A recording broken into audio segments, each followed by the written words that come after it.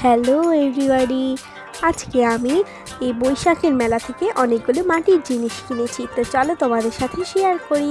প্রথমেই আছে ভাতের মাড়গালার একটা, মানে এটাকে কী বলে জানি না। তারপর আছে একটা ভাতের হাঁড়ি বড়, আর এইটা গ্লাসের মতো কি একটা, এটার নামও জানি না। তারপর আছে একটা স্টিলের কড়াই, এটাতে আমার অলরেডি একবার রান্না করা শেষ। তারপর আছে খুন্তি, তারপর হচ্ছে শিলনোড়া, ওই ওই যে পুতা যেটা ওইটা। তারপর আছে একটা চায়ের কাপ, গ্লাস বা জলের গ্লাস যেটাই বলো। তারপর আছে একটি সুন্দর কিউট গুলুগুলু কলসি। কলসিটা আমার খুবই পছন্দ হয়েছিল। এখানে কিন্তু আরও অনেক জিনিস আছে, দেখো আরও আছে একটা রান্না করার ছোট চামচ, আর আছে একটা ছোট বাটি মাটির, এখানে করে তোমরা যেমন লবণ তরকারি এগুলো রাখতে পারো। আরও আছে একটা চুলা, ওই বলেছিলাম না একবার রান্না করা শেষ অলরেডি, এই চুলাটায় রান্না করেছিলাম, খুব ভালো চলেছিল। তারপর ওই যে শিলনোড়াটা, ওইটার বাকি পার্ট, ওই পাটা পুতা যেটা আমরা বলি। তারপর এখানেও আরও অনেক কিছু আছে, দেখো এটা হচ্ছে ভাতের ঢাকনা। এটা হচ্ছে এই ঢাকনাটা, আসলে এটা না, এখন যেটা বের করেছে ওইটার বড় ঢাকনাটা। তারপর আরেকটা হাঁড়ি আছে, এটা হচ্ছে তোমরা এখানে ডাল, তারপর হচ্ছে মাংস এসব রান্না করতে পারো, ওইটার সাথে ঢাকনাটা। তারপর আছে ছোট্ট একটা প্লেট, এগুলো আমি অনেক বেছে বেছে এনেছি একদম আমার পহেলা বৈশাখে প্রণামী দিয়ে। অ্যান্ড লাস্ট এটার নাম জানি না, কিন্তু অনেকটা চুলার মতো, কিন্তু এটা রান্নাও করা যায়। এটা সেট আকারে ছিল, আমি এইভাবে নিয়েছি। তো দেখো আজকে আমি হচ্ছে কালোজাম মিষ্টি বানাবো, যার জন্য আমি নিয়েছি এলাচি, লবণ, চিনি, তারপর হচ্ছে একটু গরুর দুধ আর মুড়ি। আজকে আমি মুড়ি দিয়ে বানাবো, আর কলসিতে জল নিয়েছি। আর তোমরা যে ফুলের টপটা দেখছো ওইটা আমি নিজে ঘরেই বানিয়েছি, আর পুতুলটা আমি কিনে এনেছি, আরও অনেক কিছুই কিনেছি, এটা তোমাদের সাথে পরে শেয়ার করব। তো আমি যে এক বাটি মুড়ি নিয়েছি, এখন ওই মুড়িগুলিকে একটু গুঁড়ো করে নেব। একদম ভালোভাবে গুঁড়ো করার দরকার নেই, মানে একটু আস্ত থাকলেও প্রবলেম নেই। তো দেখো ছোট বলে এটা বাহিরে চলে যাচ্ছে। আবার অনেকেই বলতে পারো যে আমি অফলাইনে রেখে এভাবে আলাদাভাবে বেটে নিতে পারি, কিন্তু আমি পারছি না, আমি ভিডিও অন রেখেই পুরোটা করছি। আর তোমরা দেখো এখানে আমার একটু প্রবলেমও হচ্ছে, কারণ ছোট তো, এই কারণে দেখো আমি এরকম করেই পারছি। আমার অলরেডি শিলনোড়ের একটু পার্ট, মানে কালারটা একটু উঠে গেছে, তো তারপর ট্রাই করছি।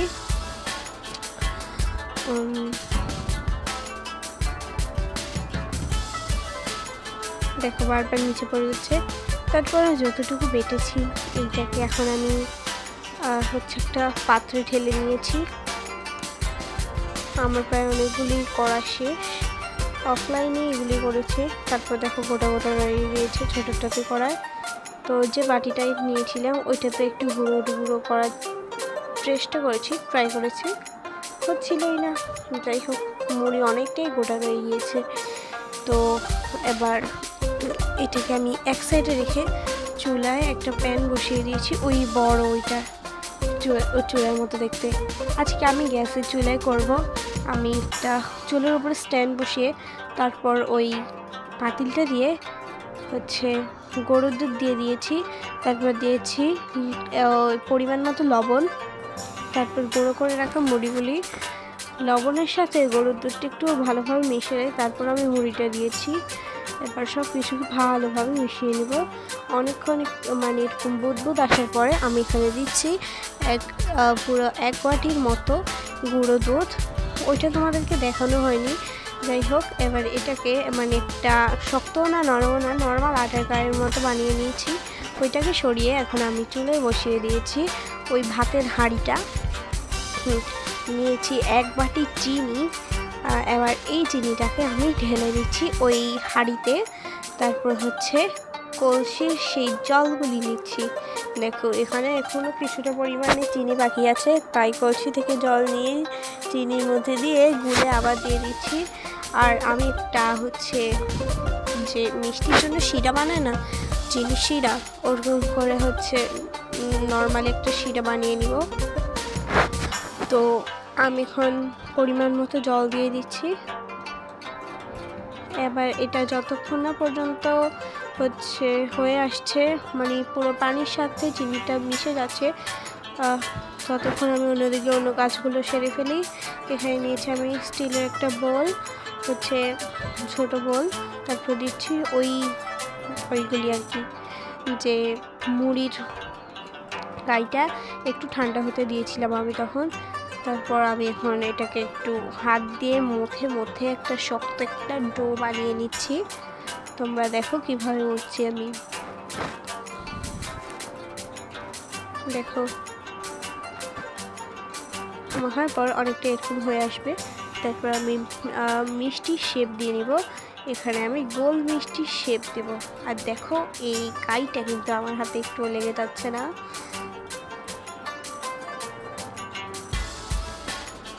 আর তোমরা তোমাদের পছন্দ অনুযায়ী মিষ্টির শেপ দিতে পারো, আমি দিচ্ছি এভাবে। আর এখানে দেখলাম এখনও চিনিটা ভালোভাবে গলেনি, তো আরও কতক্ষণ রেখে আমি এখন মিষ্টির শেপগুলি দিয়ে দিব। তো তোমরা দেখো আমি কীভাবে দিই। আমি একটা ছোটো বাটি নিয়েছি মাটির। এবার এটাকে সাইডে রেখে আমি একটু করে লেচি কেটে নিচ্ছি, নিয়ে আবার এটাকে হাতের সাহায্যে ভালোভাবে গোল করে দিতে হবে। তোমরা চাইলে এটাকে লম্বা আকারেও দিতে পারো, আবার গোল করেও দিতে পারো, মানে তোমাদের ইচ্ছা কীভাবে দিবে। তো আমি এরকম করে একে একে সবগুলো মিষ্টি বানিয়ে নেব। আমার এখানে মোট 6টা মিষ্টি হয়েছে। তো দেখলাম আমার ওই চিনি শিরাটাও হয়ে গেছে। তো এবার আমি এটাকে এক সাইডে নামিয়ে রাখবো। আর হচ্ছে এলাচি নিয়েছি 4টে, এর মধ্যে 2টো বা 3টে একটু ওই শিলনোড়ায় থেতলিয়ে নিব। থেতলিয়ে আমি এই এলাচিটাকে ভালোভাবে একটু থেতলিয়ে নিচ্ছি, মানে একটু খুলে নিচ্ছি, দেখো তোমরা। আর তারপর এই এলাচিগুলিকে আমি হচ্ছে দিয়ে দিব ওই চিনি শিরাটায়। তারপর এলাচি দেওয়ার পর আমি ওইটাকে আরও কতক্ষণ ভালোভাবে হচ্ছে ফুটিয়ে নিব। তো দেখো আমার এটা থেতলানো শেষ। এখন আমি এটা চুলায় ওই হাঁড়িটাতে দিয়ে দিচ্ছি ফুটন্ত পানিতে। দিয়ে দেওয়ার পরে এটা কিছুক্ষণ হয়ে এলে আমি নামিয়ে নেব। যেহেতু আমি আজকে ডাইরেক্ট চুলায় করছি, তাই আমার অতটাও টাইম লাগছে না। এবার আমি হচ্ছে আমার ওইগুলি দিয়ে দিচ্ছি। ওই একটা প্যান বসিয়ে দিয়েছি চুলায়, ছোটো মাটির প্যান। তারপর দিয়ে দিয়েছি একটু তেল, সয়াবিন তেল। তারপর তার মধ্যে এক এক মিষ্টিগুলোকে দিয়ে একটু লাল লাল করে ভেজে নিতে হবে। একদম বেশি পোড়া করলেও খেতে ভালো লাগবে না। তো দেখো আমি কিভাবে করি। আমার অলরেডি এক সাইড হয়ে গিয়েছে, আর তোমরা নিজেরাই দেখতে পাচ্ছ কি সুন্দর লাগছে। তো এই মুহূর্তে হঠাৎ করে কারেন্টটা চলে গেল, যাই হোক ক্লিয়ার করা ভিডিও তো করতেই হবে। তো এখানে আমার প্রায় সবগুলো মিষ্টি লাল লাল করে ভেজে নেওয়া শেষ। এখন আমি ওই চিনি শিরাটাকে বড় একটা মাটির হাঁড়িতে দিয়ে দিচ্ছি। মাটির হাঁড়িতে দেওয়ার পর আমি কিছুক্ষণ ফুটিয়ে তার মধ্যে মিষ্টিগুলোকে দিয়ে দেব। একটু বুদবুদ আসা শুরু করলে ভালোভাবে আমি দিয়ে দিব। তো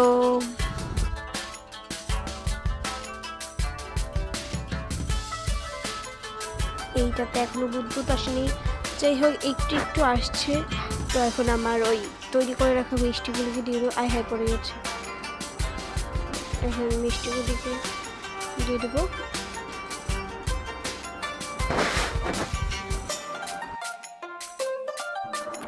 এবার এটা একটু ভালোভাবে কষে এলে আমি নামিয়ে নেব। তো তাহলেই আমাদের এই মজাদার কালোজাম মিষ্টিটা রেডি হয়ে যাবে। তো দেখো এটা ফুটতে শুরু করেছে।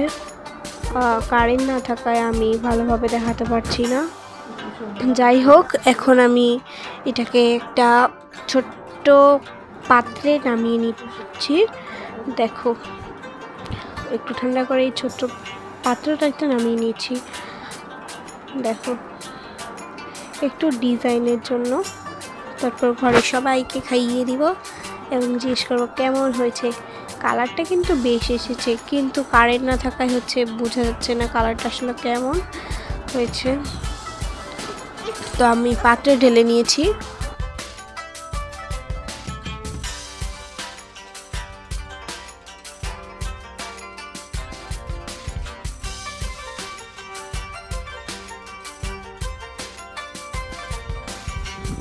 তো গাইস, তোমরা দেখতে পাচ্ছ কি সুন্দর হয়েছে। তো আজকের জন্য এতটুকুই।